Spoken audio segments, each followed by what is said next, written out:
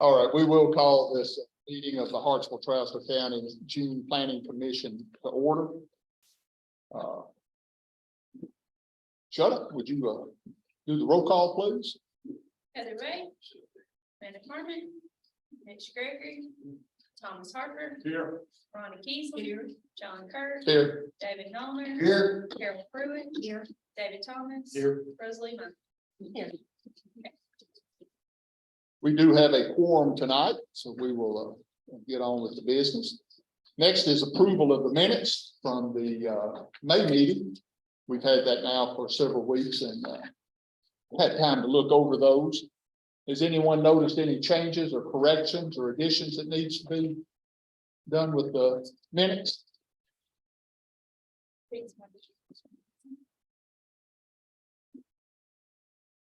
I just want to say again how appreciative we all are that Trevor has taken this on. And it is a big job to be secretary, sign all the plats, make sure all the signatures are there and everything, and we appreciate her doing it.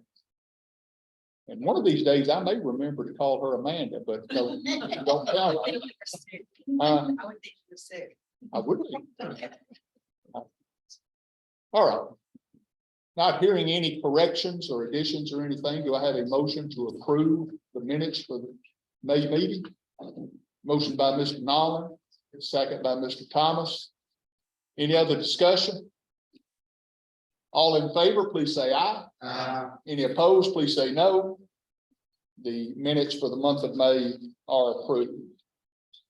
Any member of the commission have any changes to the agenda or anything that we need to know about? Okay. First on our agenda is old business, which is a site plan approval for Rock Wall RV Park by Mr. Chris Barber. This is on Highway 25, 231 intersection, and it's in the 6th Civil District. Mr. Barber, would you like to come up and go over your site plan, please? Good evening, folks. I believe I passed out over there just to everybody. Discussing our different phases of our project. Of course, phase one will be the most important with all the infrastructure. And as I explained before in different meetings, we're taking a totally different approach to normal RV parks, but wider radiuses, much safer areas, plus well lit. Does anybody have any questions on phases? On your phase one, so the way it's drawn here, are you gonna stop the road at one boundary there, or are you gonna take it all the way over? Not initially, not at first, no, that'll be phase two. How long before you start phase two? I can give a number on that with the economic conditions, the park supply issues. I mean, I could be a couple of years, I would guess. On phase two.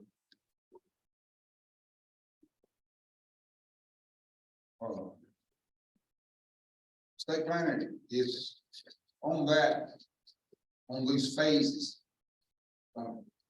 Is there a set time to have those phases completed? No, not for a site plan like this. No, site plan. No. It's only for So there's requirements for like a subdivision. If they were to come before you with a preliminary plat, they have to have some movement on it before it doesn't matter. For a site plan, no, not for a site plan. Just for Yeah. This is his private property and his private development. He's not intending to sell any part of it that other people will own. Okay. Other questions? Mr. Barber? Anybody have any questions with phase two?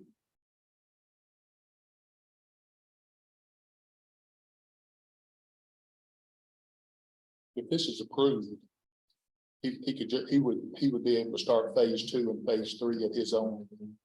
I believe there's one too, but yeah. What I'm saying is, he might say in 2 years, he may say, I'm gonna start phase two. Does he have to come back to the planning office or the planning commission for anything on there? No, so the phases that he's showing here are just what. For when he goes to get a building permit or to get a CO, then. He's showing you here that his intention is to do it one at a time, therefore he could receive a CO for phase one before completing phase two. Yeah, or a certificate of occupancy.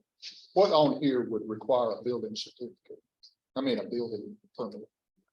So any of those, for the, I know it's currently like a aluminum or a steel kind of storage building, turning that into the sanitary facilities in the proposed diner. That would require a building permit. He's got his storage building over here on phase two would require a building permit. Any changes to that administrative building? Concrete pads. So you can have done, you need to get a permit for it. Okay, concrete pads. And you're aware of all those that you would need permits for and everything. Yes, Reason I'm asking Mr. Barber is our old planning zoning ordinance guy, Mr. Jewell, talked with me.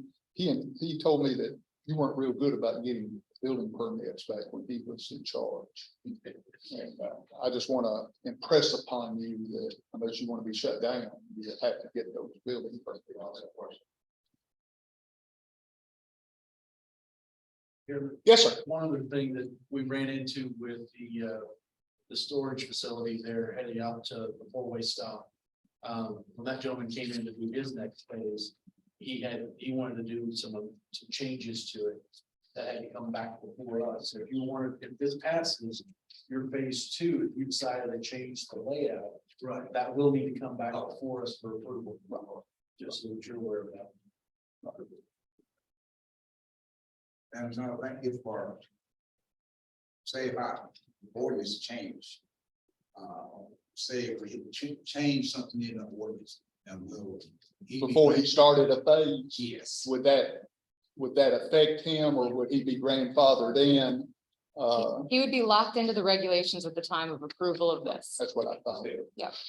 It's good question, because I mean, it takes a while. It's good information for you to know. Exactly. But if he changes his layout, it comes back before us for amendment. It'll have to meet whatever the current regulations at the Right. time are. So, yeah, Right, right. right. Say he decided to add something to phase two, a type of building or something like that, that's not approved. Or if it's approved tonight, then he would have to bring in another for phase two, not necessarily for the third phase.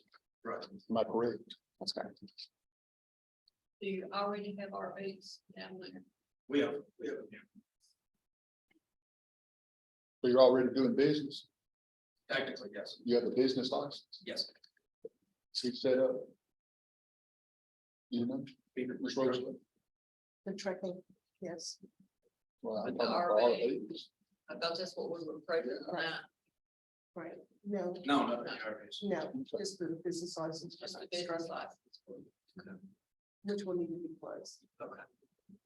On phase three here, where your entrance is, it looks like it goes through the middle of that parking lot that you will have for your restaurant. That you go. Which is part of that.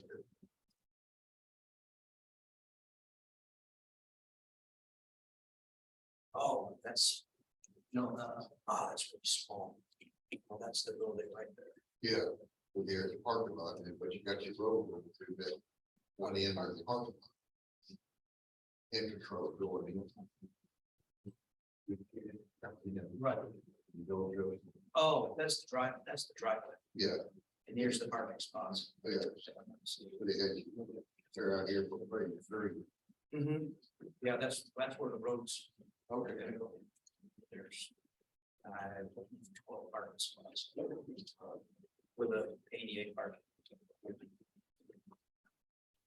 That is something that may need to be amended. If you want to ensure that that road will be built to size within phase one. Say that again. So where he's got the it's just like a nice rectangle around phase 3, but it cuts off part of what will be necessary for phase 1 of that driveway. So that, So you may need to adjust that phase line. So that the entire width of that he driveway. wouldn't is be able to required. use that again later in phase 3 if it's being used like that in phase 1. Is that what you're saying? No, I'm saying he just needs to pave it. He can adjust it to widen it out into a parking lot, but in order to get RVs in there during phase 1 at all, he's gonna have to have that full width of that driveway built out. Exactly. So that phase line may need, you guys could make that a condition that that phase line may need to be adjusted. To show that. Sure. That's something that someone who wanted to make a motion of any type to add to their motion. Sir, I'll get to you and just let me make Well, sure. it's basically what she just said. Okay, go ahead. I was the one that did the lines on the CAD, just to emphasize this is the section. It's not actually, all he's doing is the building and the parking spaces on phase 3. The road will become up and turn around just like it is normally, that he will add the parking spaces during phase 3 of the building. I can see that that's clearly the intention, but if the planning commission just feels like they would want to see that specifically on paper, just to make sure it's enforceable, that may be something they could adjust. You never know what can change a few years from now. I'm really, you know, Oh, yeah, I that's. understand. Commissioners, other questions? Sorry, Mr. Thomas? I'm sorry. Seeing thing there. Well, I'm fixing to call on her, but after y'all had y'all's opportunity, and then you may have some more after she has hers. But looking at this phase 3, as it overlays on phase 1 there. Phase 3, the parking spaces aren't, interfered with at all with the parking or the drive that he's got there. I mean, he could easily just cut off the corner there of that phase 3 and it would be, so. Yeah, it looks like it just the box for phase 3 is what protrudes into Yeah. the. None of the Right, structures or right. anything.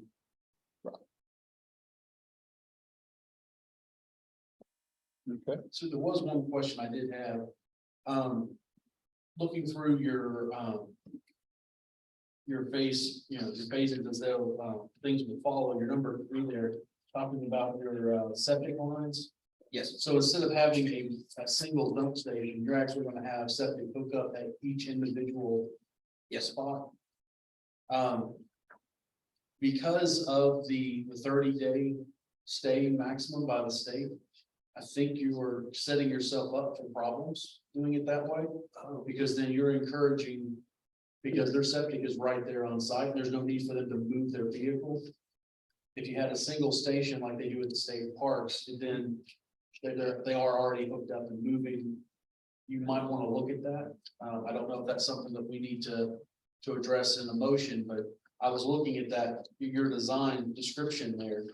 And that's, That because of people that live in campers, and I'm always speaking with my mother-in-law's, and since she has to have hers pumped like weekly.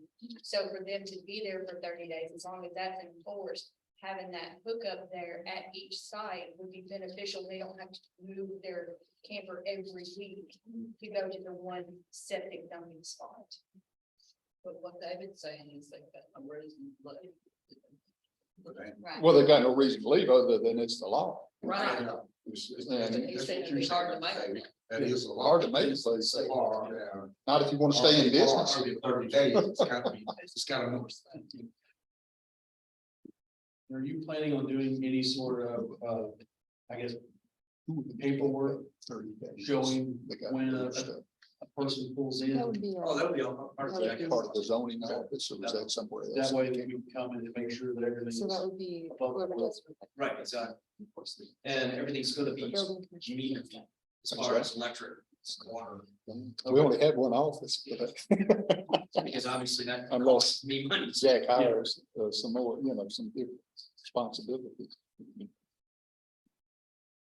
What I was asking Keelan was whose duty is it to enforce the 30-day to inspect? See that if you've been there 30 days, and all that stuff's being carried out according to law. And why don't you tell them what you told me? So, the enforcement of that 30-day is gonna be whoever does building enforcement or property maintenance enforcement. So it sounds like the zoning office would be responsible for that. That's why currently, the way that we're set up, it would fall under the purview of the zoning office. Since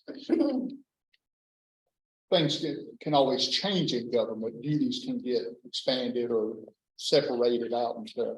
I just wanted everybody to know who's responsible for that. Right now, it's a part of the zoning office. I know the campground at Pine Cove has had several issues with that over the years of not abiding by that to the point where they were attaching, permanent roofs and deck space to their. Oh, I agree. I know. I'm just trying to make sure that as the gentleman starting this up, we can kind of maybe get ahead of all of that so that we don't run into those issues with this. Well, I think you're exactly right. Mr. Barber, my comment that I'm about to make has nothing to do with you because you're not in this business right now. Right. Hopefully, it will not apply to you in the future. But there are people that have had this, that have tried to take advantage, that we don't know what the hell we're doing. And we don't have inspectors and they've been able to get away with some things like that. Bottom line is we may be slack in getting around to you, but when we get around to you, if enough is there to show that you haven't been following the rules, then we can always come back and go through the county attorney and whatever it takes to clean that up. But yeah, I worked at the prison with a guy moved up here from Louisiana. He's the third shift captain. He stayed down there for years. So I know exactly what you're talking about. Great guy. Yeah, I'm gonna move when they make me move. I'm glad you brought that up because I actually went out there last weekend to get something to eat and drove around. I was like, oh my gosh, I don't want anything to look like that. I hate to say it sounds like something out of a Hollywood horror movie, but Those kind of sound like a slasher movie. I don't want my work to look like that by any means. They do have a great restaurant business. They do have good, yeah. The fish was really good. I was happy. Other comments before we go to Keelan? All right, Keelan, your report. So I don't have much to add necessarily beyond what we've discussed previously and already in this meeting. If you guys would like, I can walk through all the information for this site plan, but I feel like we're all pretty familiar with it at this point. So I'll save us a little time. So in your notes, there are listed all of those. I don't know how many, but the 4.110 development standards for private campgrounds. And he has included in his site plan notes and promises to adhere to that. As far as the site plan issues, and we have been in communication with this. So the only two remaining issues are that for the phase 2 campsites, much of that existing vegetation will need to be removed to accommodate where those sites will be.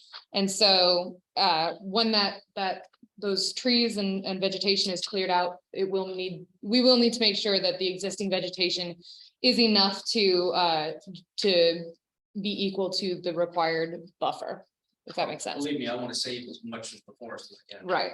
So it's hard to know until actual clearing out starts to happen, but that's definitely a note. And then we've also asked for, I appreciate including the vegetation screen detail down here.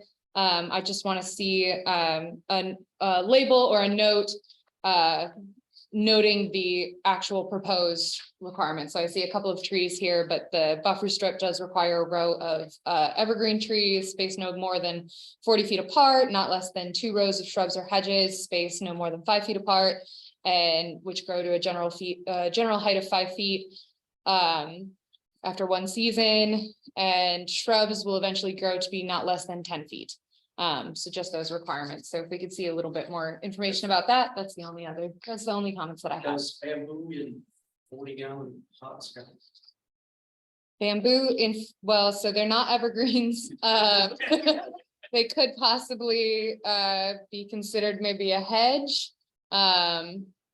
They there- could probably add to your screening, Yeah. but I don't know that they could, take the place of any of the required They're plants that she also just went. over. highly invasive, so I. That's why, That's why we got I assume that's why he said it's hot.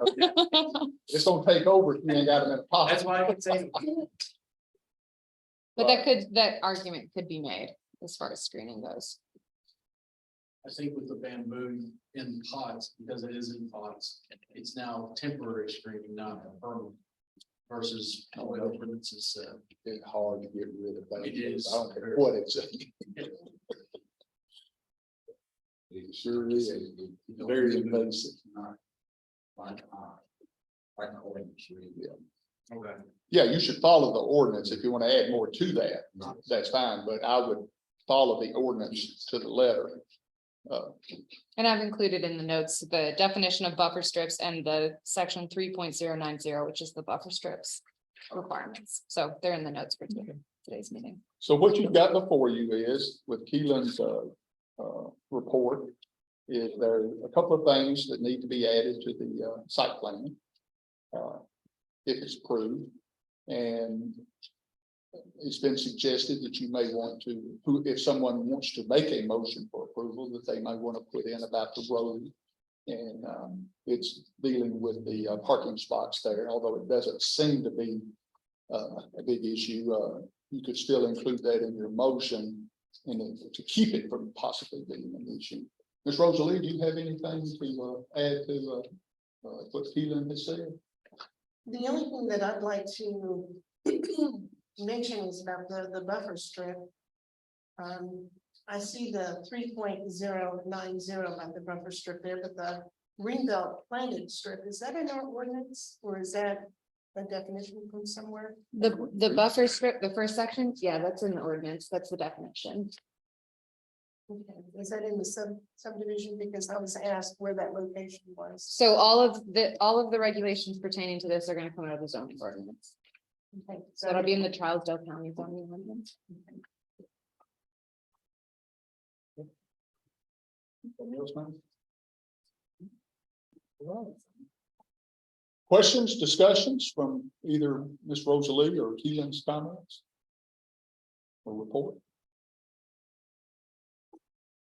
Carter, do you have anything else to add? Other than everybody seems to be pretty excited about phase 3. Okay. For the diner. Before we turn it over, is there anyone in the audience that has anything to say about this project? Yes, sir. Is that a, Just as. oh, okay. I have a positive. All right, ladies and gentlemen. Your decision.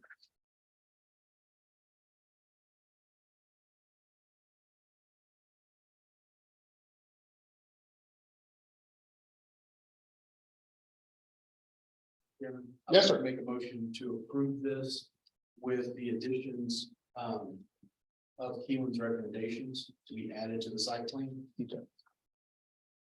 I have a motion by Mr. Thomas to approve this site plan contingent upon the additions to the site plan, which are Keelan noted. And just to clarify, I'm not adding anything regarding his phase 3 because there's no structures involved interfering with the road.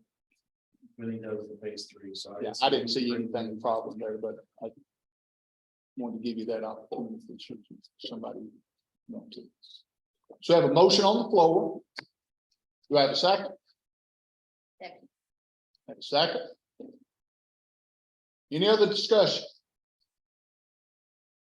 All in favor, please say aye. Any opposed, please say no. Chairman votes no also. Motion does pass. Thanks, sir. Thank you. All right, next on our agenda. New business, site plan for the Dollar Tree retail store by RNC Enterprises. This is in the 7th Civil District. Pretty more precise, this is behind the Minute Mark. Is anyone here from RNC to speak to this? There we go. Please state your name, sir, so the secretary can get your name down for the minutes and everything, please. RNC. Okay. Contractor.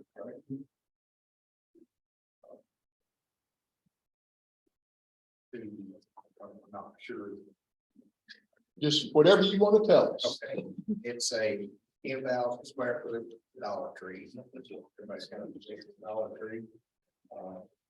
Being entrance, entering in off of McMurray Boulevard and also a secondary drive into Andrews Avenue.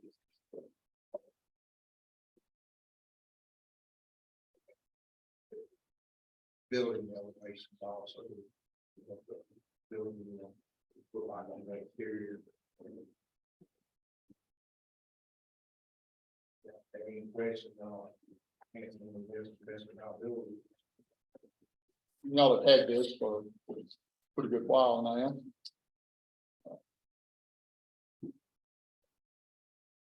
Have one question. Yes, sir.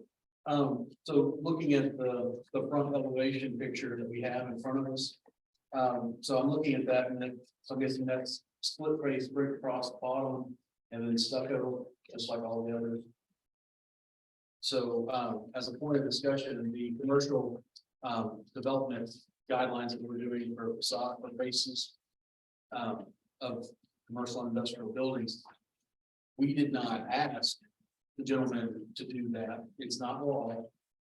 Their business already conforms to that. So that's something that I want to, as we take this on forward, we're not inhibiting Dollar General from coming to Trousdale County. Their plan already meets what we're asking everyone else to do. I think that's a very good point. Very much so. Big difference. There it is. I go to Dollar Tree. I don't know that other. This gentleman's representing a company who has a look that they like to portray to their customers. No different than if it was a McDonald's or especially a Taco Bell. I couldn't think of it. But certain businesses have certain looks, and when you see it, a lot of times you see the building, you know what it is before you ever see the sign. And that's good. I think that's a very good point, Mr. Thomas, especially with our discussions later on this evening. Other questions? Just a comment, I was talking with Mr. Morrow about this and told him of our work that we've been doing on the building guidelines for commercial and industrial. And I said it would be very advantageous if you were to provide us this information so that we could see exactly what the architecture was going to be for the store. Very helpful. So, Yes, thank you for that. absolutely. I do have one question just for the gentleman, Mr. Chairman. Looking at the, I guess, the second drawing in the packet there. Just trying to understand the in and out flow that you've got there. Is that going to be, so right now there's an existing parking that goes along the existing building there. And just a little roadway, have y'all bought property off it, or is that parking gonna be gone and it's just gonna be your roadway in the back? You're talking about the secondary road, the Andrews? Yes. That is actually, no, you're talking about the center with the convenience store and the restaurant? Yes. No, this actually goes in behind that. There's a 30-foot ingress egress. Okay, between, so where those, that edge. It's road actually is? down between two houses. Yes. Okay, It's between, you've got the Minute Mart, that area there, that would be Northgate Center up in there, and then Beach One Properties is a house down below there. okay, And then this right of way, which has been there forever with this property, is between there and Mr. Wallace's house. So this is not the area up beside the restaurant. This is down between the next house, or so, and between two houses. Now, that area that you're talking about will be where we're showing the 8 spaces. The first Okay. 8 spaces. Yeah. I believe that North Gate Center, I believe that's That's where that, I think that's that area you're talking about. because I know that is used a lot for going to the, wrapping around as you're leaving. The restaurant, Probably won't be in the future. that's kind of where I was getting. Okay.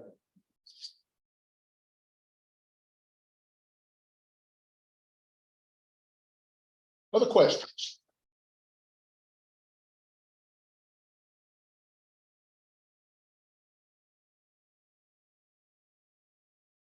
All right, while y'all are thinking, Keely, Sure. So this is the first time we're gonna see it, so I'm gonna run through everything. So what we're looking at today, this is a site plan for a Dollar Tree at unaddressed Highway 25, which is tax map 19N Group C parcels 20.01. For a 10,000 square foot commercial development on 1.26 acres, and it is in the 7th Civil District. So the property is currently zoned C2 commercial. It is also within the Hartsville-Trousdale Water and Sewer Utility District. There's an 8-inch water line that's available along the margin of Highway 25. And I apologize, these notes are not correct because this was before we confirmed the subdivision, but there is sewer along Andrews Road as well. There's an 8-inch sewer along there. And then Highway 25 is considered an arterial street for the major thoroughfare plan. As far as the site plan issues, so there's a number of them in your notes. I have had a little bit of time to look at this revised plans. So most of them have been addressed. The ones that are still outstanding are, so for the what is labeled as comment D is the off-street parking requirements. So for a building of this size, 50 parking spaces are required. They have only provided, I think they note it somewhere 40 something, 45. So any variance from that 50 space requirement does require the Board of Zoning Appeals approves that, because that requirement does come from the zoning ordinance. So that is a note that could be something that you approve contingent upon. But that is a requirement that this body does not have the authority to grant a variance from. Also, we've asked that they show all the proposed plantings in the landscape buffer. They've included in the landscape plan some of the plantings, but the area that's labeled as the 10-foot planting buffer does extend beyond where the plantings are shown. So we'd want to see exactly where those plantings are going to be. And then we've also asked that they label all existing and proposed pavement widths. So Andrews Road, I'd like to see the right of way and the pavement width of that street. They did show it on Highway 25.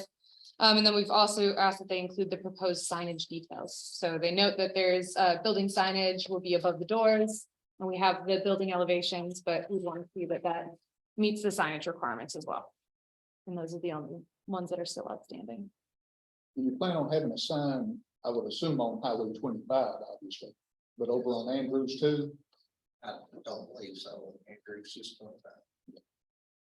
I don't think they have space within that. I didn't either, but that's why I was asking. Between the solar and the water tower there, is there a wall or anything, or is it just gonna be buffer of just your fence or anything? I believe we have to do a fence. Well, We have to on the water towers. I was gonna say, It depends on what it's zoned. It's now R1, so we'll need. it would have, to if it's zoned R1, it'd have to have a fence on the buffer. Is that the Any prop- commercial entity abutting an R1 zoning would have to have the fence and the buffer. Water tower. Mhm. Doesn't matter what it's used for, it's just what it's zoned. Yeah, I mean, I'm like you, I didn't know either. Yeah. See, because I- it's- Yeah, it's on their site plan here that it is R1, Oh, okay. both the two sections here, the city of yeah, Parksville, see that. and then it's not one. Okay.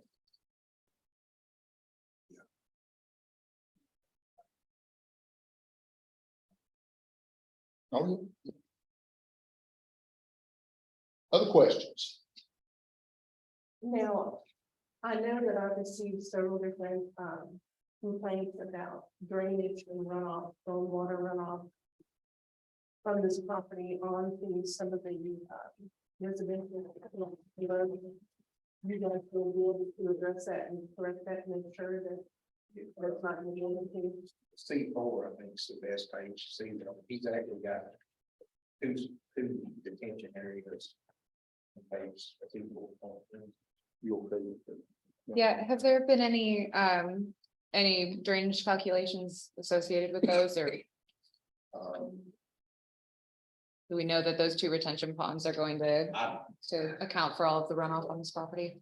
I have no signal, I get the engineer out here because he's stuck in a planning commission somewhere else now, so You drew the short straw. well, no, I drew the better stuff. That's right, you guys. I wasn't able to see it, but if those two are backed by calculations, then we meet the requirements in zoning ordinance. Have you did drainage calculations? K and M for the only ones, or was there another one that I just blanked out? D, I, K, and M. Yeah, sorry, I should have labeled that. What page? No, it's okay. Yeah, it's got the calculation. The dumpster zone here. Say again? To the back or, okay. Hey, he's saying that they're not on the plans, he does It drainage was- calculations. Yeah, right over here. Send that to them. He needs to send that. First He issue. can send it to the building, to zoning office, and then she can forward it on. Okay. All right. Hey, I'll just keep you on the page. As long as they're backed up, that's fine. Their engineers required to. I've got an engineer, if y'all got any questions. No, just making sure that those two are backed up by calculations. Yeah. Thank you. Yeah. And then the next. Yes. Guys, anybody else got a question? He's got the engineer on the phone that we would need to ask him. If not, we can release him, but leave he's at. And maybe you could help me with this. I know we have ordinances in place, cell phone towers, but they have to have enough property around them. So that if one were to fall over, say a storm or whatnot, it doesn't fall outside their property. And it has to be built so that a fall would be contained within their property. Do we have the same ordinance in place for signs? Not for signs. They are required to be outside of the right of way, and typically the maximum height is the maximum height for the sign is less than that distance from the right of way, or that right of way distance, so it wouldn't fall into a street. I can't say, Okay, I would have to look at Trousdale specific sign regulations, but some require that it's inside the setbacks. So if that were the case, it also would most likely fall within the property, but I'd have to double check. I can't say for sure if it's. I had a question, from a resident locally, concerned that, a storm comes through, sign blows over, and it's laying across 25 there. So I was just. That's highly unlikely. Yeah, We reworked. If it's going that big, it's gonna have a minute bar and all that out in there. Yeah, We worked those years ago and our signs are not very high. yeah, I mean, I don't know the regulations off the top of my head, but typical is about 10 feet maximum, 10 to 18 feet depending. So the right of way is like. You're The like difference 20 being, feet. some people have gone to the Board of Zoning Appeals that got variances to increase Mm-hmm. past the rules that we put in place years ago. I know the Dollar General on 25 there did that. That's where we really need more cohesiveness between us and the Board of Zoning Appeals. But for this, any proposed sign here, which would have to receive a sign permit, correct, Rosalie? So that would all be, there is another standard. For when that's required to be checked. You let it. Okay. So here is the sign ordinance. This is all ground sign supports, so they can't be closer than 10 feet away from the public right of way or property line. And part of the sign is to be closer than 5 feet from the public right of way. Okay. I don't. I think we gotta get.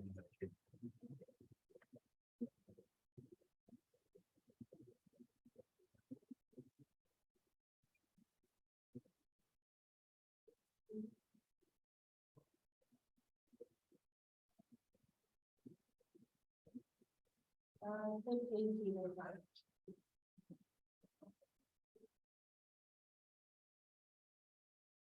And then they can't, the facing of the sign can be more than 64 square feet on each face.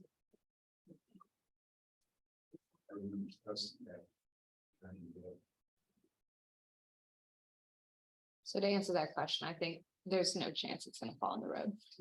Even if the greatest tornado ever comes through. It may fall in my yard. Well, maybe it's Going down the road. Going down that way.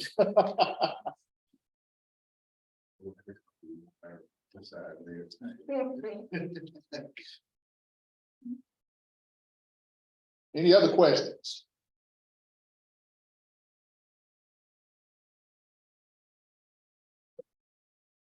Here with no other questions being asked, I'd like to make a motion to approve this with the corrections being put in place. Items D, I, K, and M. All the ones that Came to us, so it's- told them about. Okay, so I have a motion to approve, contingent upon the items for correction presented by our GNRC rep, Keelan. Do I have a second? Second. By Shutter. Any other discussion? All in favor, please say aye. Aye. Any opposed, please say no. Does pass unanimously. You work for jail. No, I did build a bath. Mr. Reed is the same road that, calls. Jeff's just the property owner. Jeff Johnson. Yes, yes, yes. I had him in school, I was wondering. Okay, yeah, no, I'm actually West Tennessee. Okay, I just wanted, Laying for me in here. okay. I just was wondering. Thank you, guys. Okay. Next on our agenda, we have some discussion. That's actually all that's on old business and new business. We do have some discussion items. The first item under for discussion is may remember last month, the Maples Tiny Homes Community by Beach One Properties. As Randy, little Randy, when he was talking about it, had told us that Jackie, who's their engineer and all that good stuff, was not able to be at the meeting last month. And so he's here tonight. And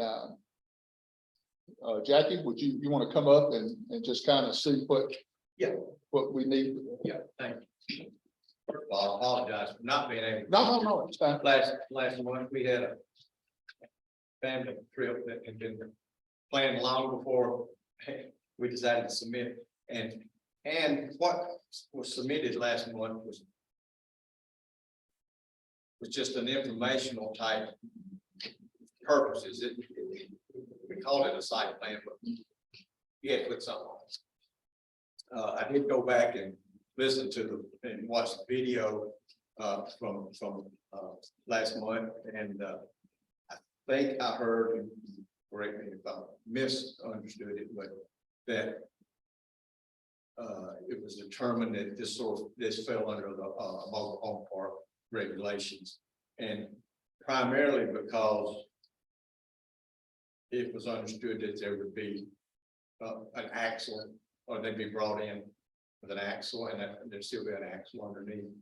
And again, listening to it, I heard Randy say that, they would do whatever's you guys would like for them to do.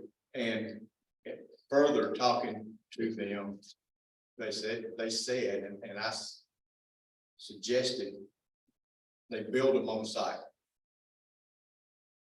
And that's it, they said that's what they really prefer to do. Stick built. And so. In my mind, if they're building them on site. Then they're not, which shouldn't be considered as a mobile home. If they're site built, stick built, So But you can't get 59 units on that. No, forget the 59. Okay. Okay. sounds like let's forget about last. Yeah, And just listen to the new information. Put out there to get the conversation Yeah, started. there you That's go. all I'm Okay. saying. Good point. And where the 59 units came from and sort of where I'm gonna throw out here as an idea, and that's all we're doing tonight, so we know how to proceed going forward, is under is from an angle or the aspect of group housing, which is apartments or that type of thing, and it's under 4.07. There are development standards for group housing, Talking about an R3 zone. in R3 zone. Are you with me? uh, What was that number? 4.0? 4.07.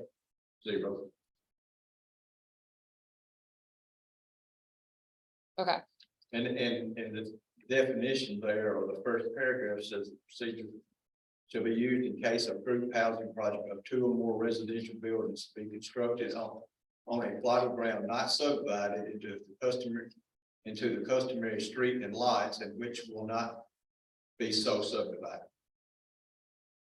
The procedure applies to all proposals for multifamily, i.e. apartment and townhouse unit developments, whether such units are individually owned or held in common ownership. And the reviewing agency is this body here. So that's, and there's the whole set of standards here, just like there are for mobile homes. But I think that's the way we would like to proceed. as So- a cluster development, It could be under, I didn't see anything for a cluster development in regs, but now I may have. well, this 4.070 is cluster residential development. Is that the heading? Yes, are we looking in the Trousdale or the Hartsville? I'm looking at parts. Okay, Yeah, it's in the city limits. then that's my bad. And the property's already zoned R3. Yes, it's my understanding. I thought it was. It is.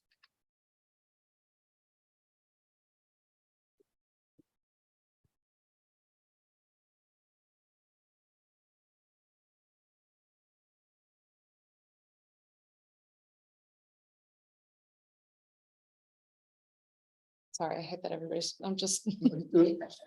Good.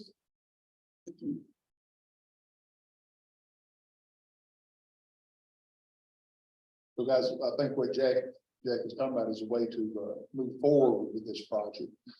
Under, since it is on an R3, already zoned R3 property.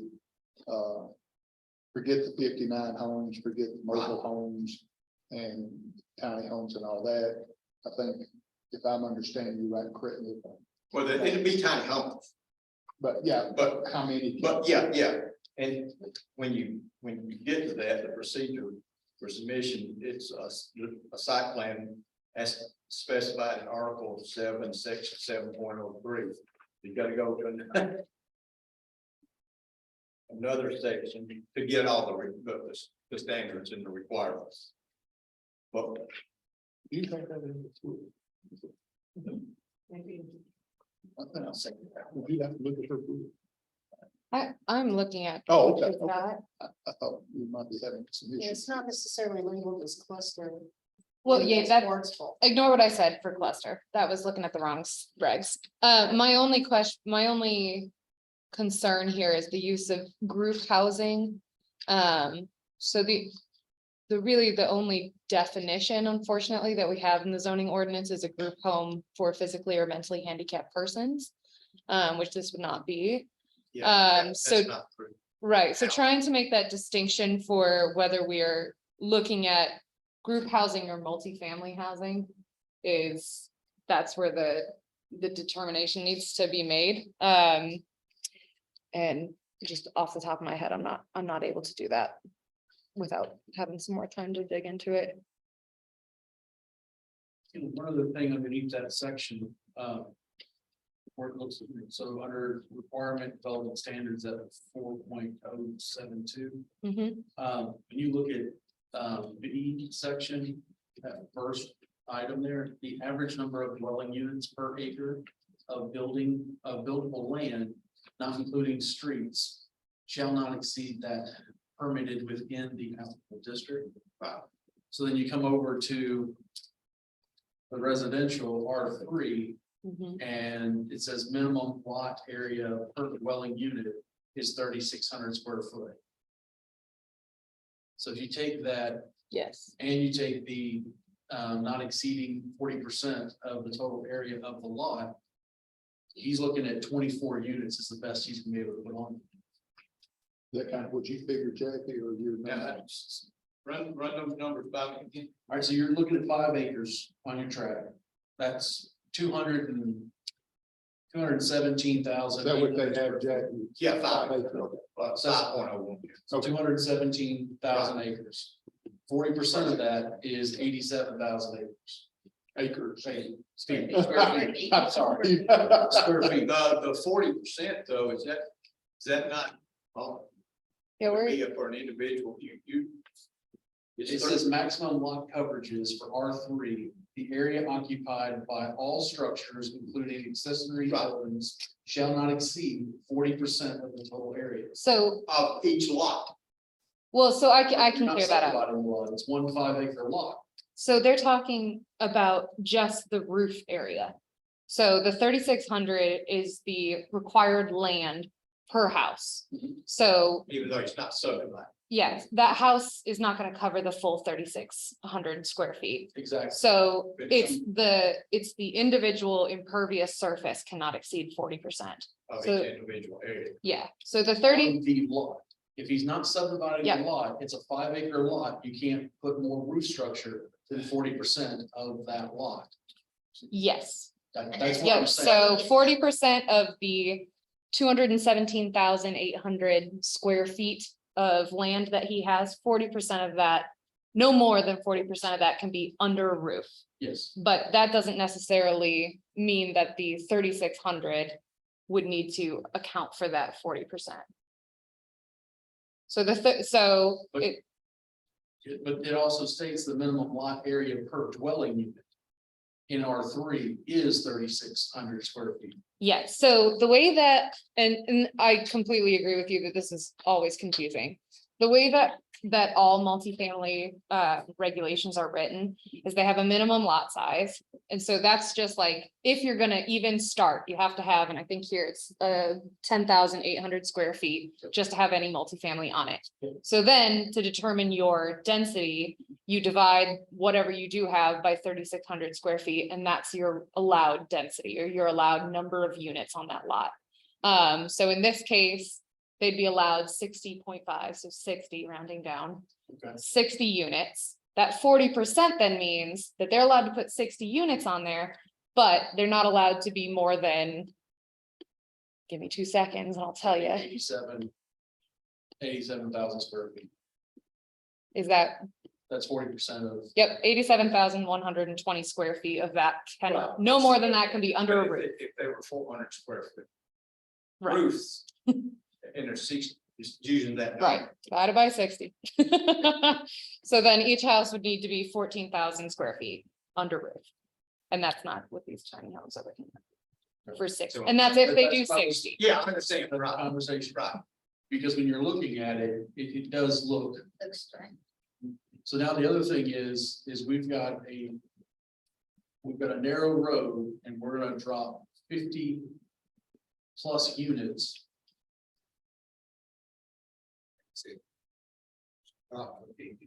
Well, Yeah, yes, 60 qualified. I was, So you have to look at it if they're. and see, that's 60. Okay, that's. That is where- an absolute maximum. That's the absolute max, and and I don't have it in front of me, but I do. Remember, there's a statement somewhere in there that it's. The maximum is 12 units per acre, per gross acre, Yeah. and that. Equals out to 60. so that's 60. Yeah. And that's where the 59 came in, I just threw 59 on there. Looking at this project, you'd have to assume if he's gonna go this route, 50. But, well, also I think, and I apologize, I don't have these memorized. Well, that's a discussion anyway, Jack. I mean, there's certain requirements that the distance between the buildings, which is more than what I had originally shown, so realistically, and then you gotta take care of the roads and the other things, realistically, they'll never reach 60. I don't think So you're prepared after this discussion, they would come forward with a site plan, they'll show us Yes, exactly ma'am. what you mean. yes, ma'am, With yes, ma'am, whatever requirements. Oh, yes, are within that. right. So what you With really need roads, to know is which requirements put in. right, I mean, you've got garbage pickup. yeah, there's a whole. I'm just looking at from an infrastructure standpoint, you put that many homes in that neighborhood, you have destroyed that neighborhood.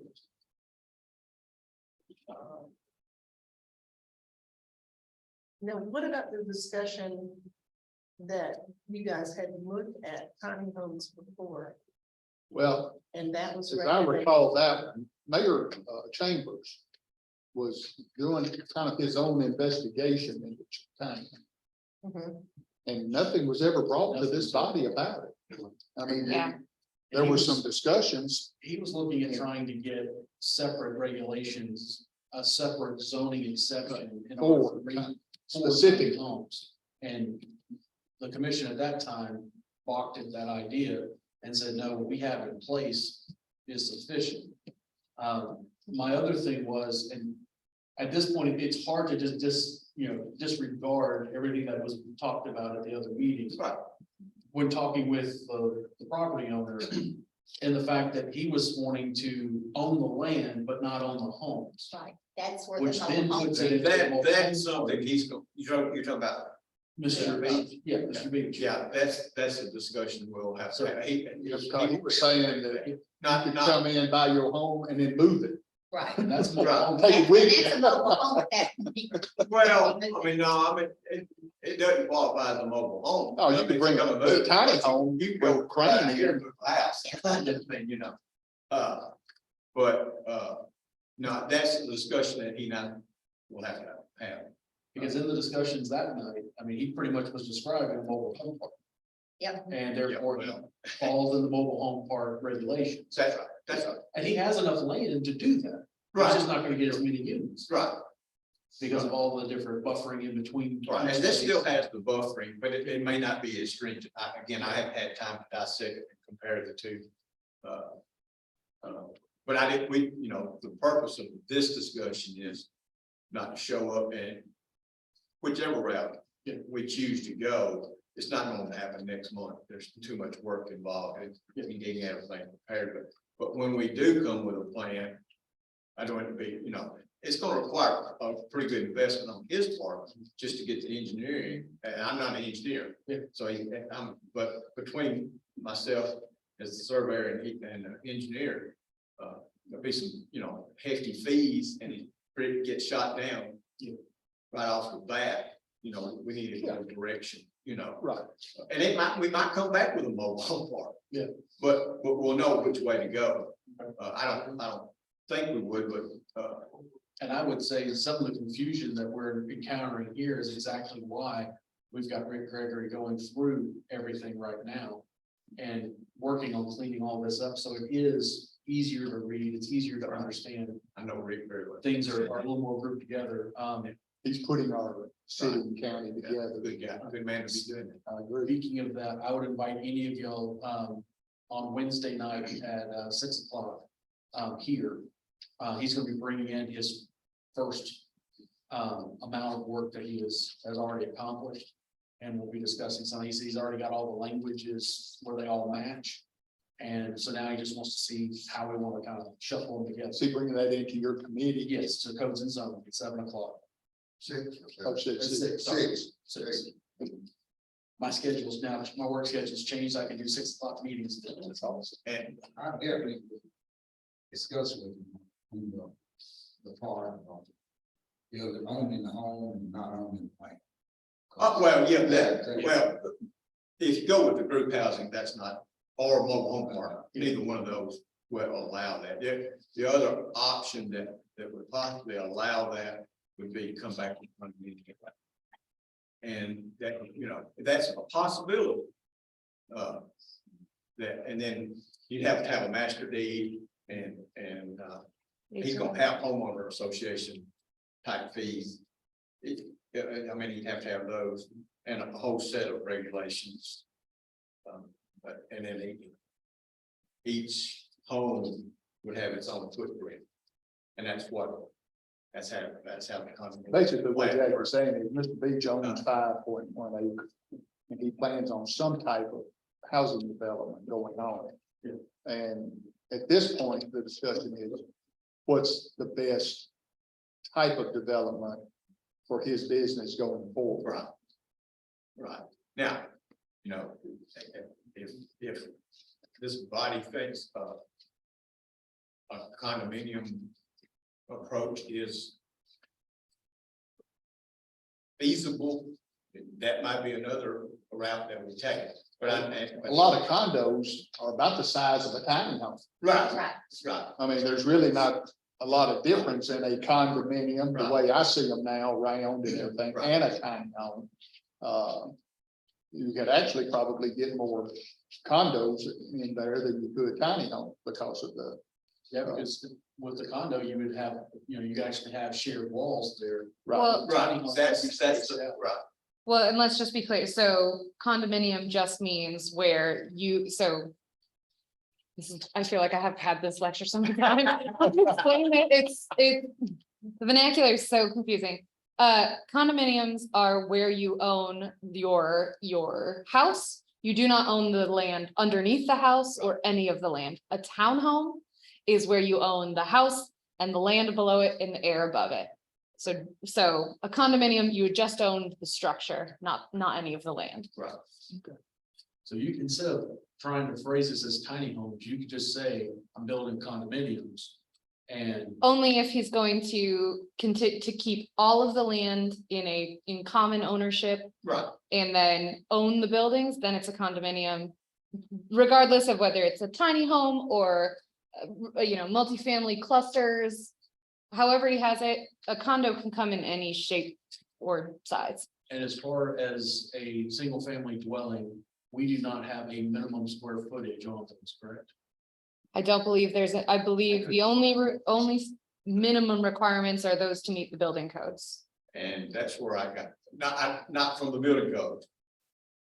From Mr. Beach.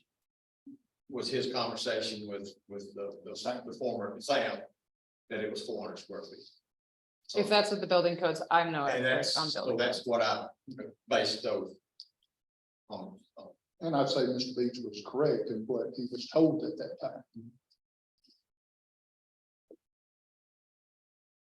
Okay.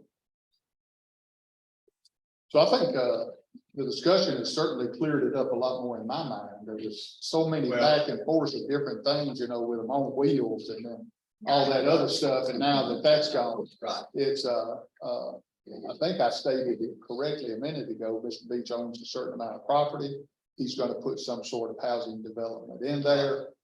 He wants to, this discussion with Jackie is to help them determine how best for them to move forward.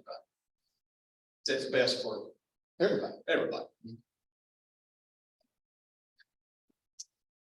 Questions?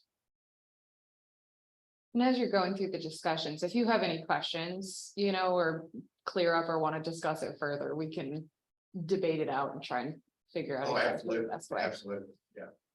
Yeah, we'll become best buds as we go forward. Do you have your email? I think I do, yeah. Sure, I'm CC'd on things. I would thought so. If not, I can do it. Yeah. I'm sure I do. Anything else for Jackie? Concerns? I mean, he wants to know everything going forward and stuff. My concern is going to be the amount of units you're gonna have there for that. And he's going to phase it out. I mean, he may build. Yeah. I think it's all speculation, Yeah, and but he might build 8 or 10 to begin with. just to see how it goes. And they may never go any further with that. I mean, you just don't know. But To me, the biggest they may issue, go like wildfire too, you don't know. You got. ingress and egress was what I kind of maybe the biggest issue going forward.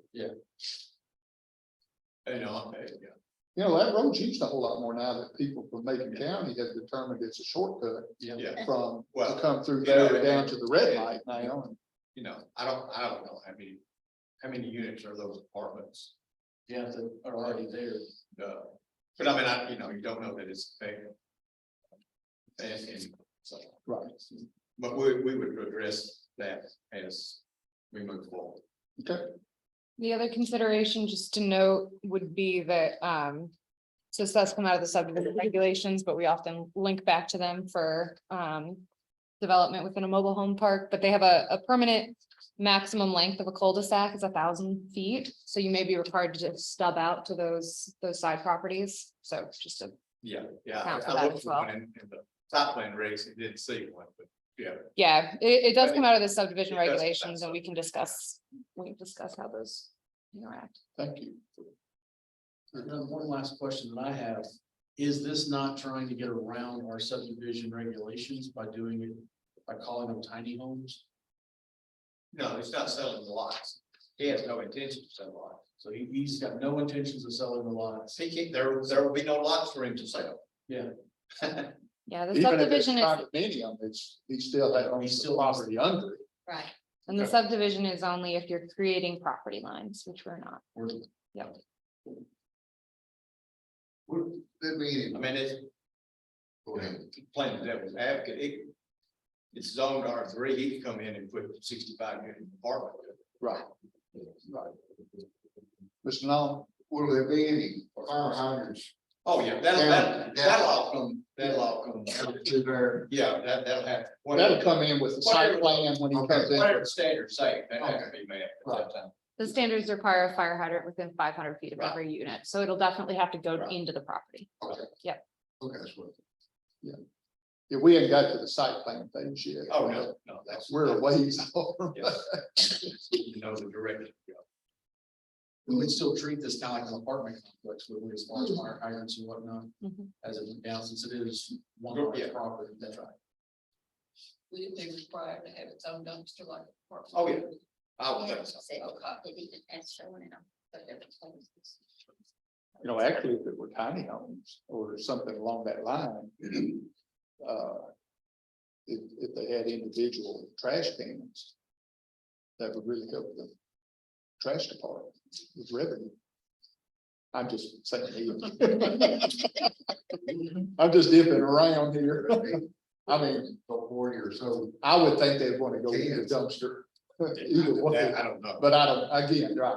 Well, that also depends on whether the public works department or the sanitation department, whomever, is, will allow their garbage trucks down private lanes. See those. So if this is not a public street, That's right. then sometimes they'll require that you bring all of it out to the public right of way. And they'd have to have a community mailbox also. Oh, for Oh, For And sure. it's just like school with their kids, will have to walk to the road to catch the school bus, because we can't go down private road. But those are all things that we'll check the site plan stage for sure. Probably end up with like their own meters, water meters. So they would be individualized. Paying their own way, so to speak. Well, that's one of the advantages of that type of development. There's a possible water department. More revenue, And I'm not, possibly. you know, I'm not an engineer, so I'm not up to speed on all the details of that, but. We can figure it out. That's the easy part. Got a long way to go before we get to That's that. right. I think this does prove the discussions that we had previously when we made it to be true. There's no reason to come up with separate regulations for tiny homes. We already have regulations that they fit. Yeah, you know, and he thought that up himself, I mean, but that's fine. I'm not really sure I ever really understood what he was trying to accomplish there. Anybody got anything else for Jackie while he's here? Jackie, we appreciate you coming in. All right. make sure I'm. Sure, sure. Maybe we can do mobile home park. If- Go under those standards if we choose. If they can, if not, if there's stick built on the property, That's right. so they'd Well, I have to mean, they come can- in. They can make that change. I mean, they still have that option. Okay. And but that's gonna require boards on figures too. I understand that. Yes. Group housing can be approved Yes. here. And a condominium. could Just be here. approved here. Yep. So, but it's okay. I thank y'all for your time. Thanks, Brad. You heard what's going on. After last week, we better believe I'm gonna be here. All right. Next discussion item. As the commercial building design guideline. We've been talking about these now for several months. And I think we had all agreed on everything, and I think what this is Keelan is taking them and putting them into resolution form, is that right? Or We're not quite not quite ready resolution, for we're that yet? phase Still two got some things. of our to- 3-phase Okay. system. Okay, well, you just take over and guide us then. All right, well, so we are slowly but surely getting through these, which I'm so impressed. So what we've got today, these first couple of ones, so last month, we discussed the purpose and intent discussion. I took your feedback.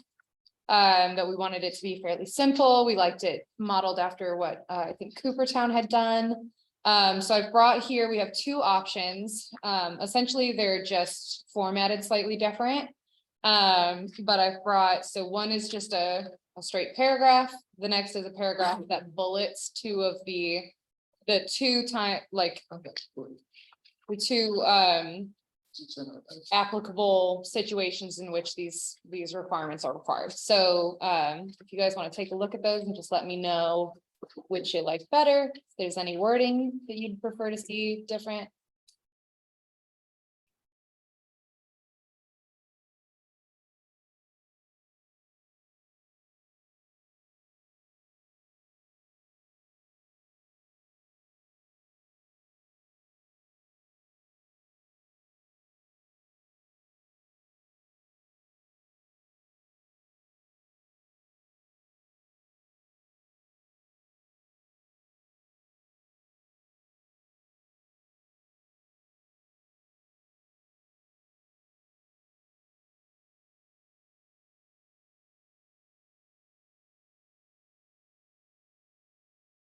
I have to say from a commission standpoint, I like option 2 better.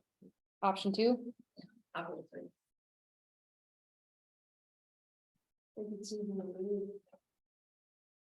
think the more clear we can be about when it's applicable, I think that's great.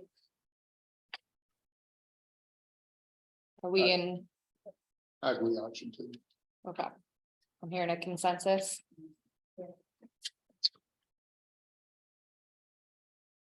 Are there any content-wise information you would like to see added or not in there? Or any wording you would like to see changed?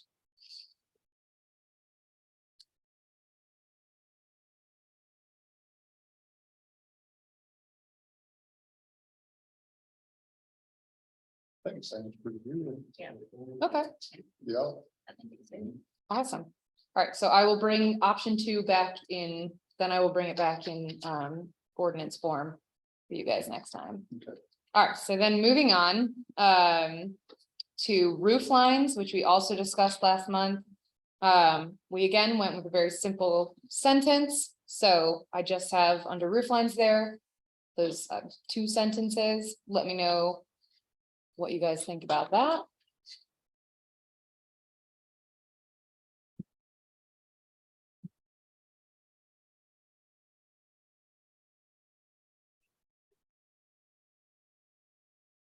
Looks like exactly what we discussed last time. Mhm. Cool. No changes is my favorite comment. All right, are we in consensus? We like that one. No changes to that. Okay, so then the next one is utility element screening. This one, we did have a couple of notes. I changed. I can't remember what it was previously, but we've called them trash receptacles as opposed to something else. We've also included that we want them to be screened using only preferred or limited materials, and I have that listed as section XXXX. And that'll be whatever this section ends up being. But are there any other? So we also included the last sentence, location of dumpsters and trash receptacles is required to receive approval from the Charleston County Public Works Department to ensure convenient pickup. We discussed that. We didn't really discuss the wording. If you guys feel like that's clear. I like that. It's their responsibility to approve it, and if they mess it up, they messed it up. And this doesn't specify how that approval needs to come. It can just be an email saying like, yeah, I'm good with that. At least an email would be a receipt proving that, yes, I did get approval. Yeah. I go to Rosalie.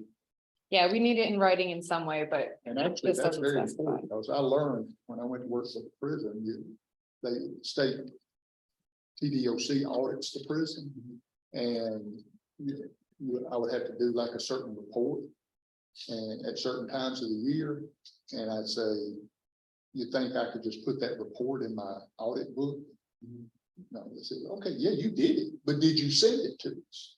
And I would have to copy off the email where I attached it to and sent it to them to prove that, yes, I did it, and yes, I sent it to you. So that's very important there.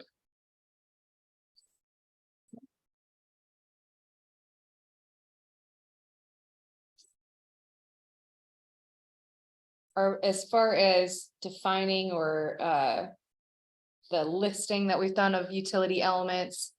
It says all utility elements and then it has such as, so it's not necessarily all encompassing, but dumpsters, trash receptacle, storage areas, propane tanks and above ground oil tanks is all we've listed. Is there anything you'd like to see different about that list? Well, that wouldn't all utility elements, we're just giving some examples. There could be more. There could be more. We did choose to take out, I think, air conditioners last time, air conditioning and HVAC. We removed that from the list. That's right.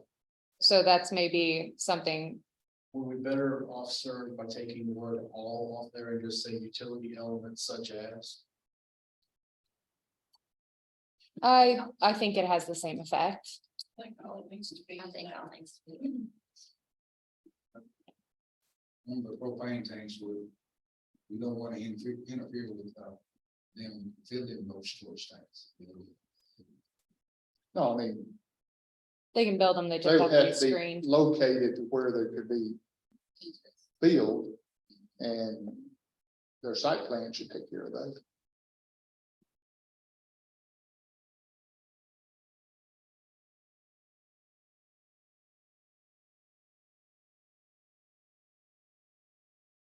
I don't have any problems with what she's got there, yeah, No changes? under utility element screen.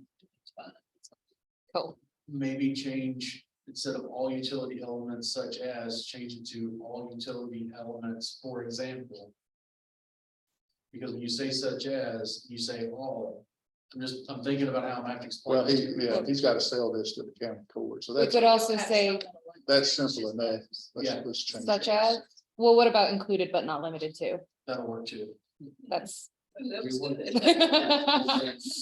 you also got to. That's a pretty typical zoning ordinance language. Because when you start naming them off like that, they're gonna say, oh, so you're just referring to these.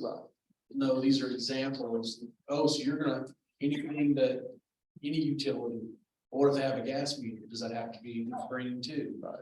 No, a gas meter would really qualify for this. Some of them will get that. So we're gonna scratch that, such So- as.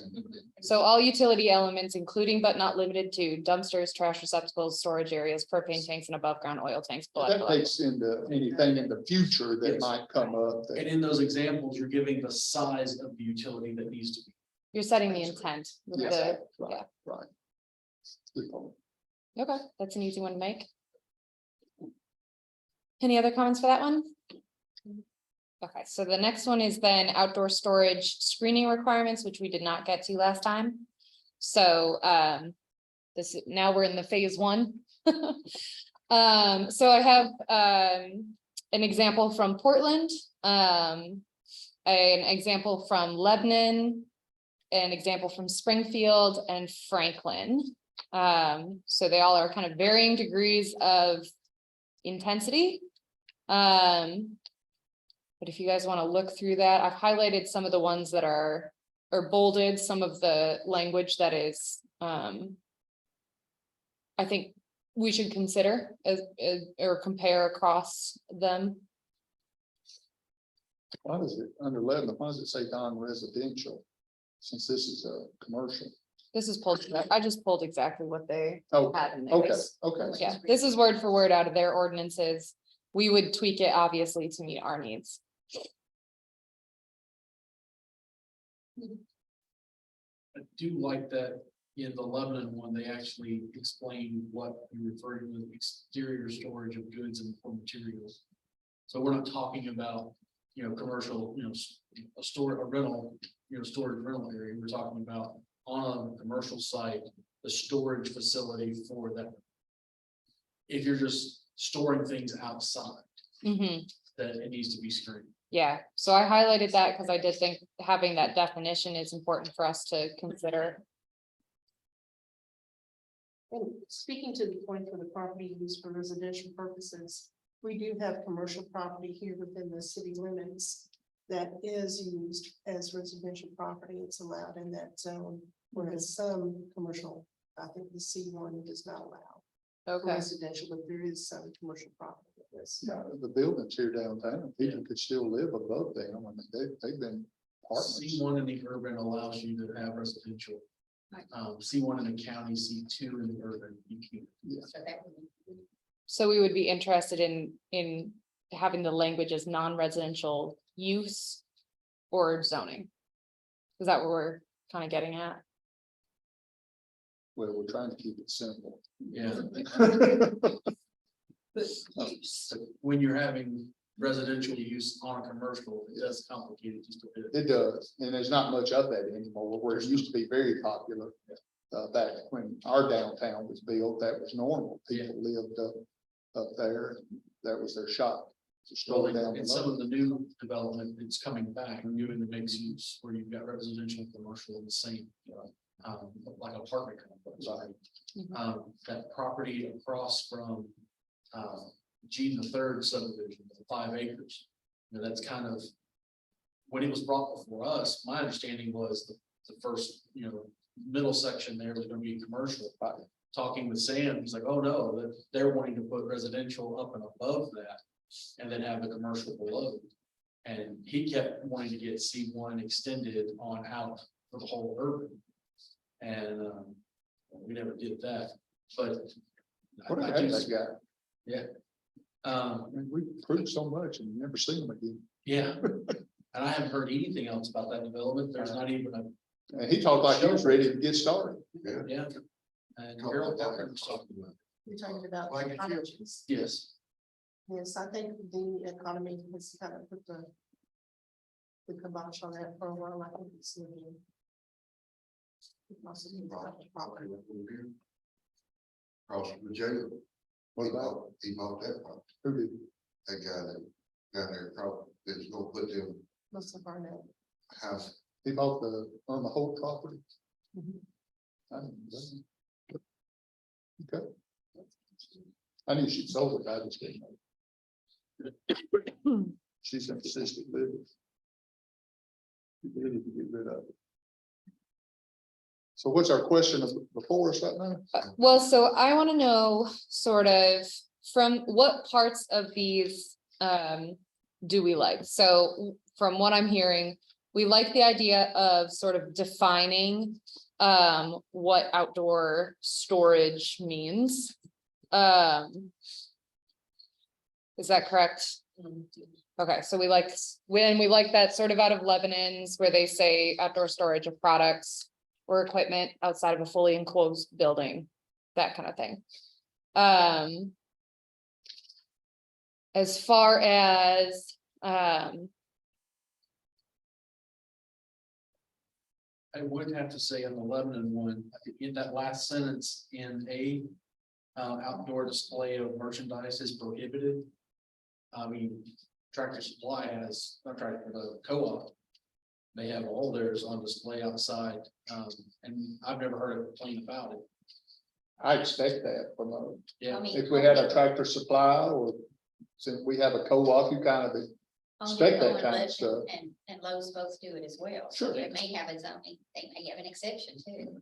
So a way to allow for that, in Lebanon's, under their second paragraph, number 2, so if permitted outdoor sales display area, which I think is what those would fall under, is proposed the business owner to be fenced such as what plant nurseries or sales of automobiles, motorcycles, mobile homes, boats, blah, blah, blah, blah. All fencing visible from the public right of way shall consist of a masonry wall, masonry pilasters, and wood fencing. Or if open screening is to be used, it shall be made of a decorative material, including wrought iron masonry pilasters and open mesh wiring. But they don't have anything fenced in front of their store. They've got mowers and grills and everything under the sun out in front of a Lowe's and a Home Depot. Well, I can say there's a TSC in Springfield that has that sort of aluminum wrought iron looking fencing that goes around it. They don't in Lebanon. They don't, I no. think they got a chain going. They've They have a got chain. they've got a chain. That's more for somebody Security. fine fingering one of them. Yeah. Yeah, they got Than chains for running through it. aesthetics, It's and stuff. you know, keep somebody from stealing It it. is. But I'm saying it's not fenced. Oh, yeah. No, There's no fencing in front of their store. There's no screening of anything. no. I heard they won't use That's it. what they got. But now, if they could be going, if that's part of the outdoor sales, maybe they said they've got some exceptions. Not like Poland, it's simple. Yeah. With adding the definition to it. Yeah.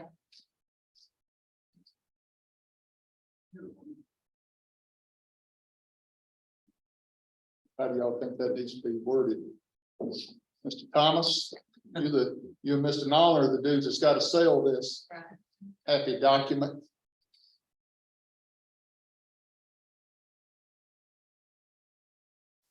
They're hard was to sell. I don't have a problem with them being a hard bunch to sell as long as they'll look at it and give it due consideration. I don't know if they do that.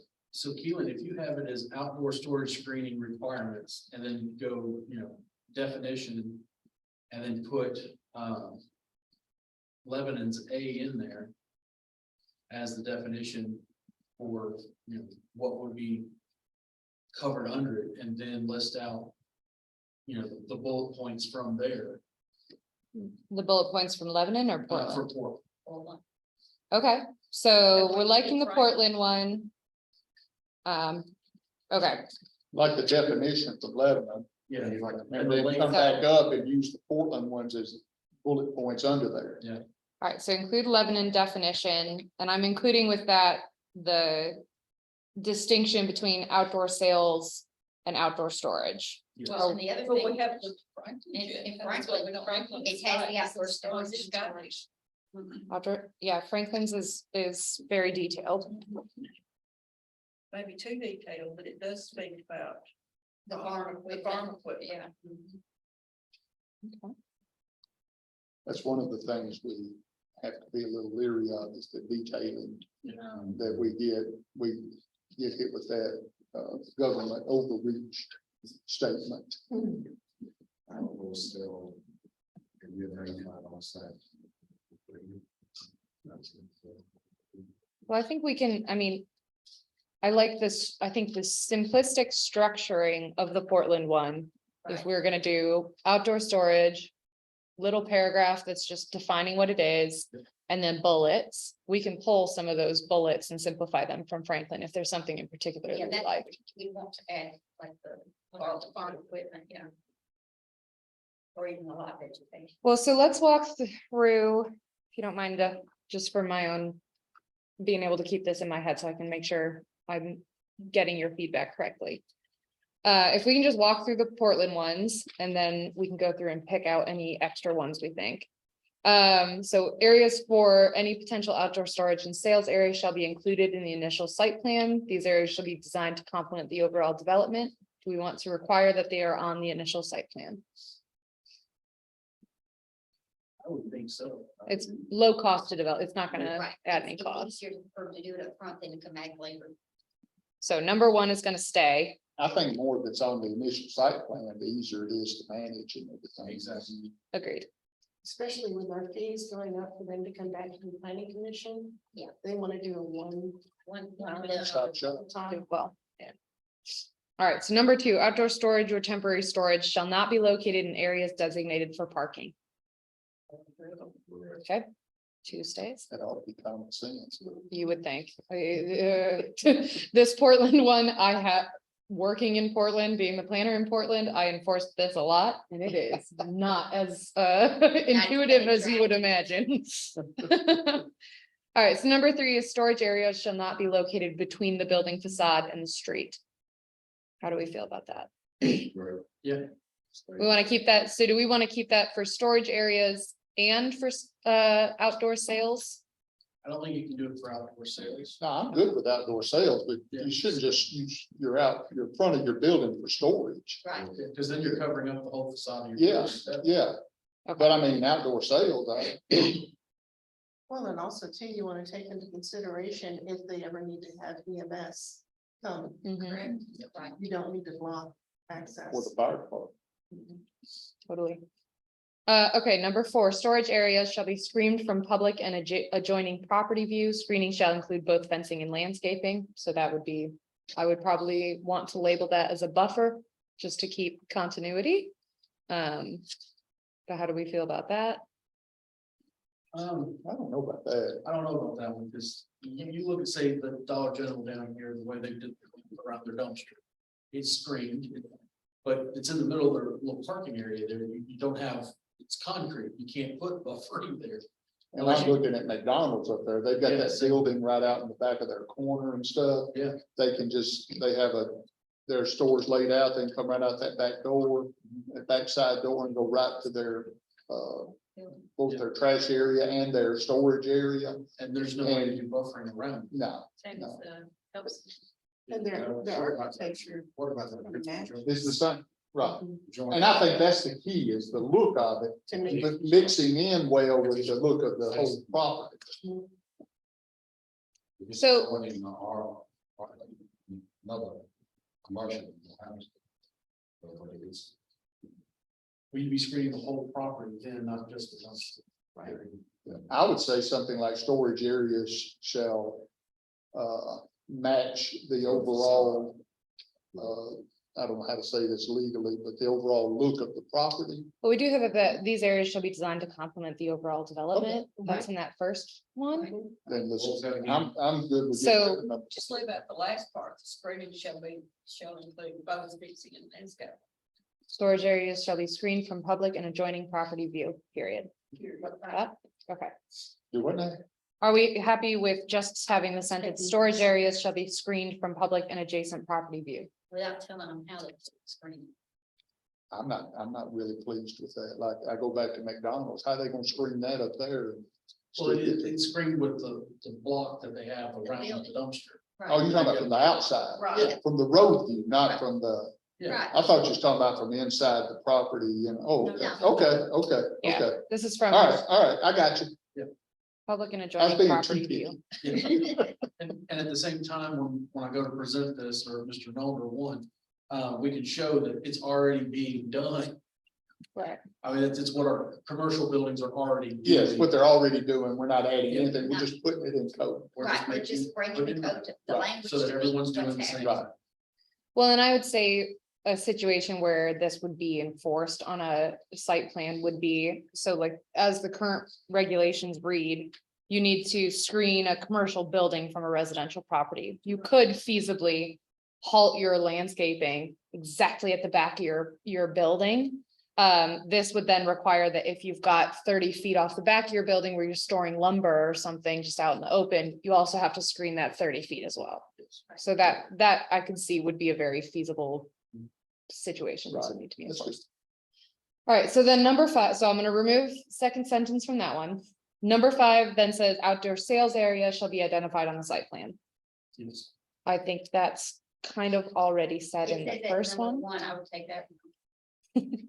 I agree, it's slightly reiterating. Sales area up Yeah, there. it does. Yeah, very first sentence. Okay. Number one. Good, remove that one? Yeah. Okay, so then I would recommend, we have three of our four, requirements or bullets are pointed towards outdoor storage.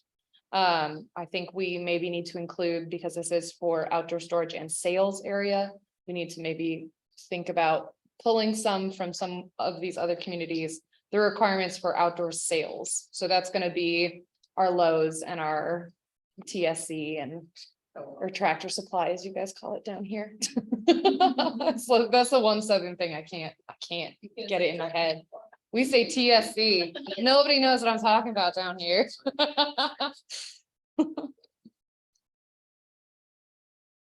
So it's not just us. No, it's all of the South, man. Michiganders, we say TSC. My sister lives in Michigan. Yeah, My oldest one. Yeah. she- poor sod. She's a reverse carpetbagger. So looking at the Franklin one, underneath their outdoor sales areas, number 5, I think adding that would actually help. The maintaining a minimum pedestrian walkway of at least 5 feet in the width along the front of the display. That gives you that access for emergency services and whatnot. If someone were to fall in their store, you can get them in there.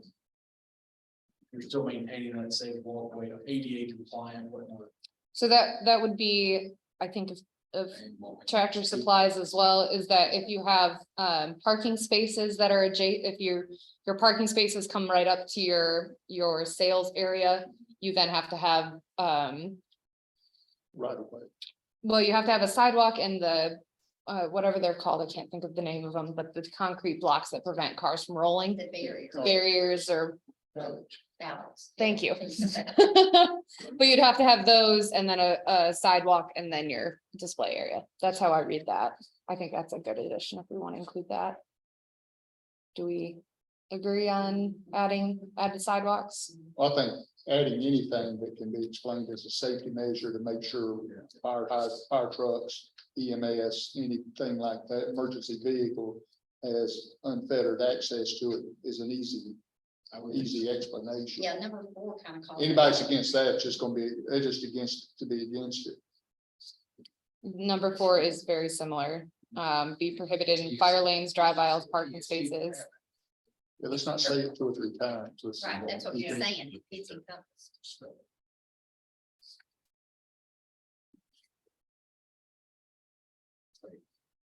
Guys, y'all see any others from Franklin or that you know? So we're adding bulletproof 5 and 5. Yeah, we'll be pulling 5 from outdoor sales areas from Franklin. How do we feel about where they're required to be located? So that number 1 immediately adjacent to the front building facade? Or how do we feel about 2, which is limiting how much of the facade that area can cover? And I think when we get into limiting where a business can put, their sale items, I think I'm gonna get a lot of pushback on that. Okay, Once again, there's that close to reach of government.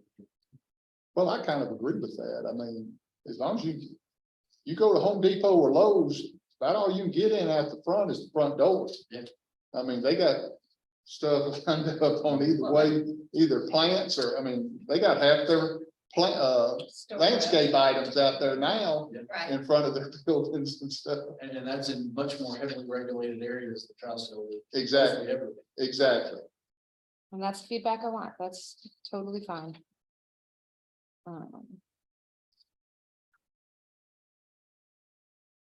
How do we feel about outdoor storage or storage trucks, trailers, covered containers or similar containers on wheels or stationary? How do we feel about regulating any of those locations?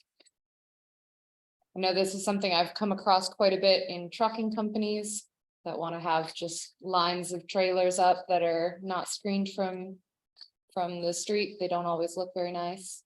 I think that whole number 3 should go in there.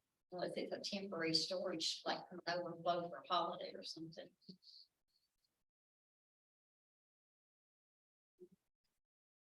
Sounds a little bit overreaching. It does sound a bit overreaching. I mean, what's the odds of us getting a trucking company? Well, Oh, Well, I we guess, got, Rid of we got one already abusing Yeah. those, oh, where he's running the illegal campground already.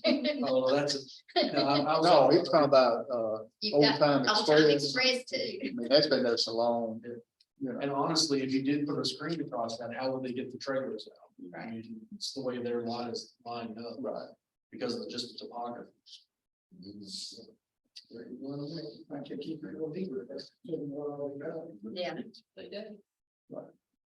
Okay, we don't need to include that. Anything else from any of the other ones? So just to quickly go through them one more time. So the bullets that we're gonna include are Portland number 1, Portland number 2, Portland number 3. And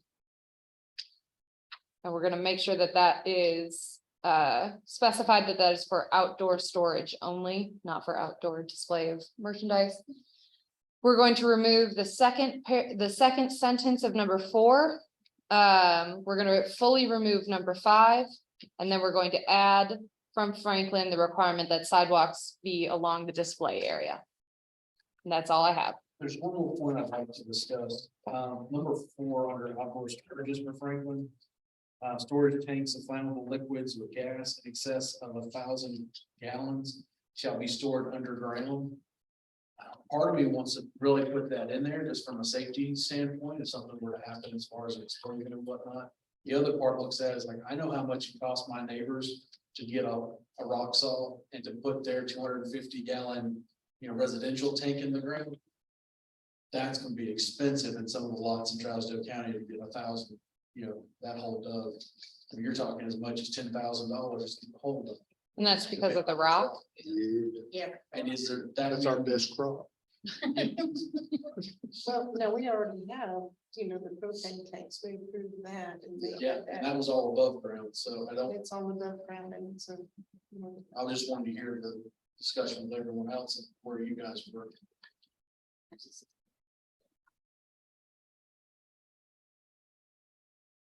Those things are designed to stand what it is,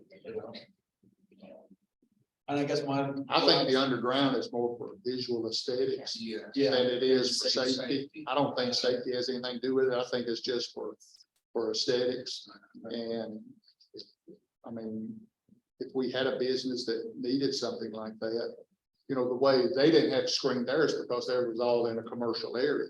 It didn't abut any residential, but I would rather see it be screened than see it be put underground. Yeah. Myself. I can agree with that. So one more from the Franklin outdoor storage, that number 1, so they specify what is allowed to be stored outside. Is that something we would be interested in requiring?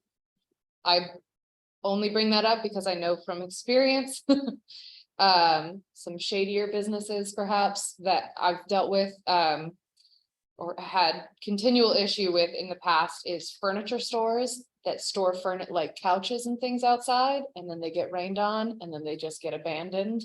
And that can be kind of gross, Get so abandoned quick.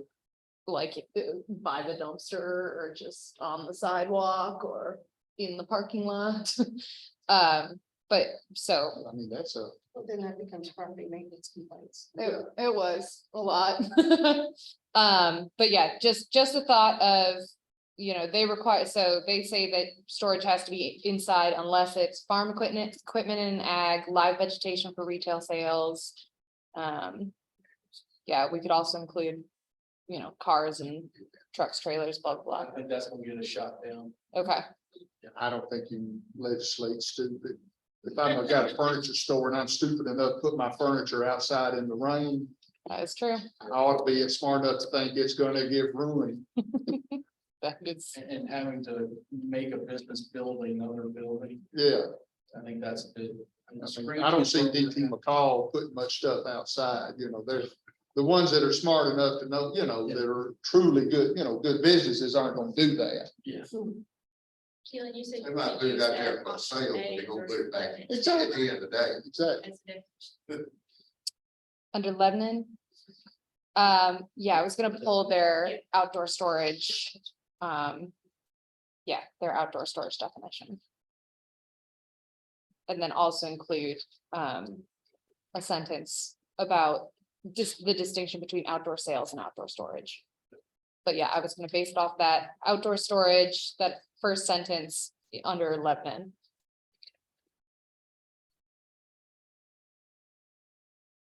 I guess question for that one, so that does say in industrial and commercial districts, did we decide if we wanted to say for properties used for non-residential purposes? Zoning or use, how would we like to define these? I would say, Should this be applicable to properties that are zoned commercial and industrial regardless of how they're used, or should it be just based on how they're used? So that gets to the residential buildings that are on commercial districts. Do we require them to adhere to this? That's the only situation. I would say use them. I would say use. Use, Yeah, if you're doing commercial and agricultural zoning, okay. you still should have to keep your place nice and apply by the screen. Okay, so I'm gonna base it off that first sentence, but I'm gonna change industrial and commercial districts to property used for non-residential purposes. Sound good? Yeah.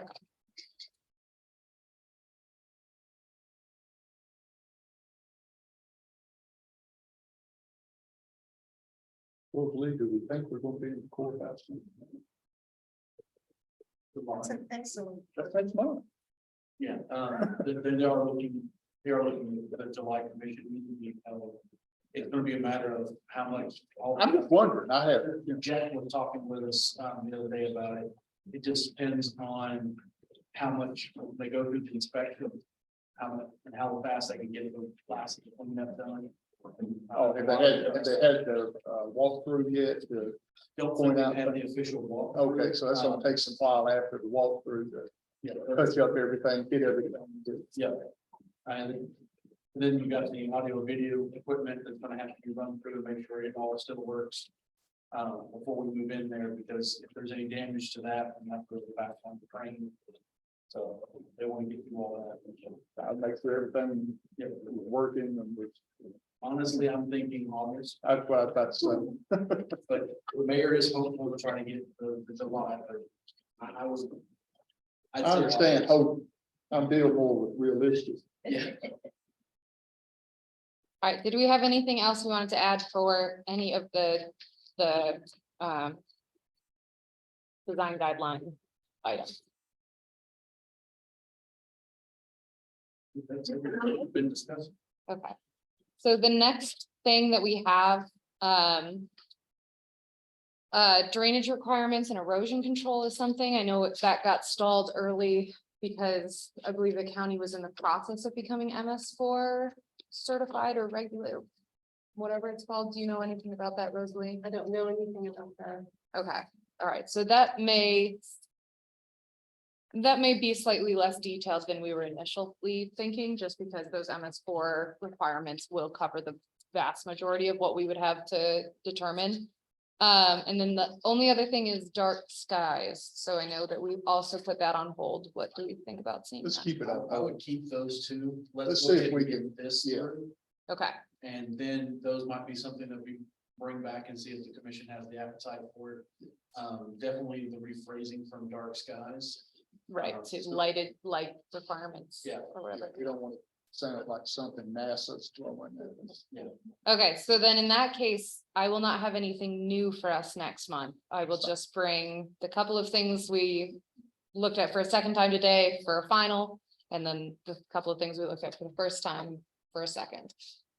All right. Hey, you're getting through them. Guys, good meeting, appreciate it.